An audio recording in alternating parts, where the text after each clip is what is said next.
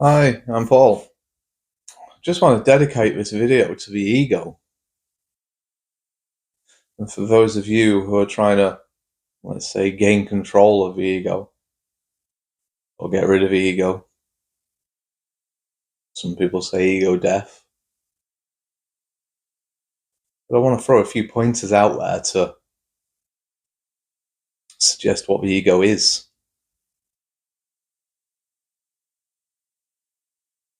So for a long time, I've been under the belief that the ego is the thinking mind. So essentially the thoughts.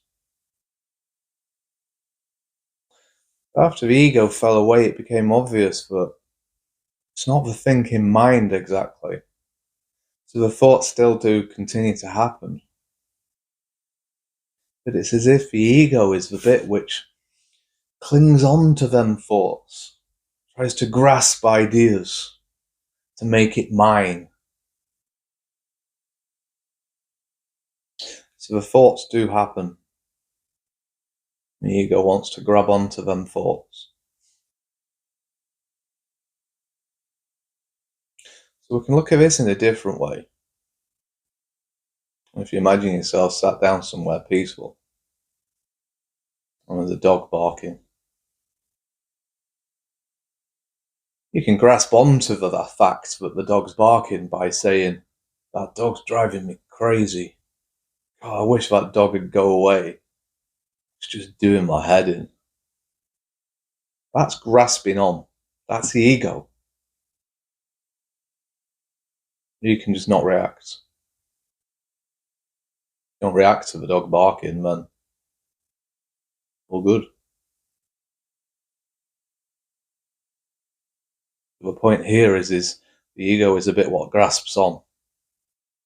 If you're trying to get rid of the thoughts, it's impossible. Thoughts are going to continue to happen. So you try and kick the thoughts, thinking it's the ego out the front door, just comes round to the back door, and then says, "Well done." You kick that out, and you go, "Yeah, hey, hang on, who are you? Oh, you're back again." And that's you reacting to the thoughts.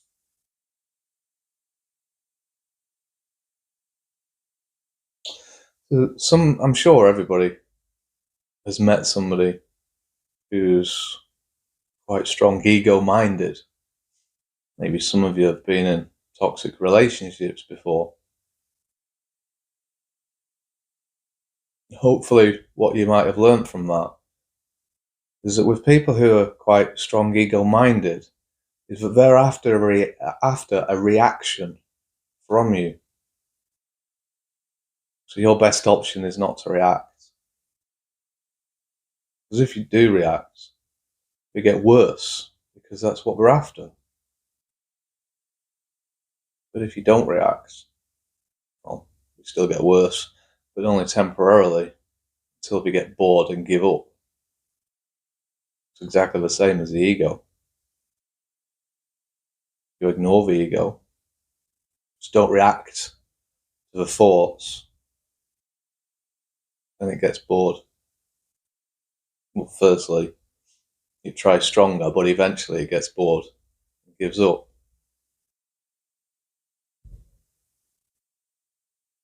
I wonder if this is why we go on retreats. Let's say like a 7-day retreat. We've taken ourselves away for 7 days to a peaceful place where we haven't got distractions. Learning how to not react to our thoughts, so that eventually our ego calms down. The world that we live in these days is just distractions everywhere.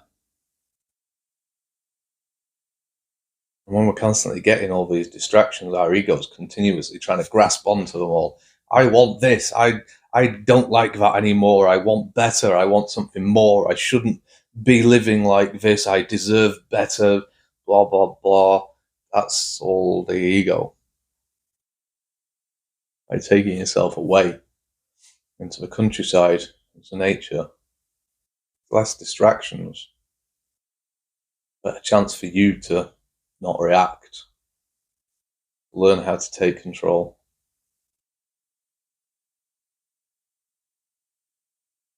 Well, I hope this was helpful. The main point what I'm trying to put across is the ego isn't the thoughts. So don't try and get rid of them, you can't. The idea is to not react to the thoughts.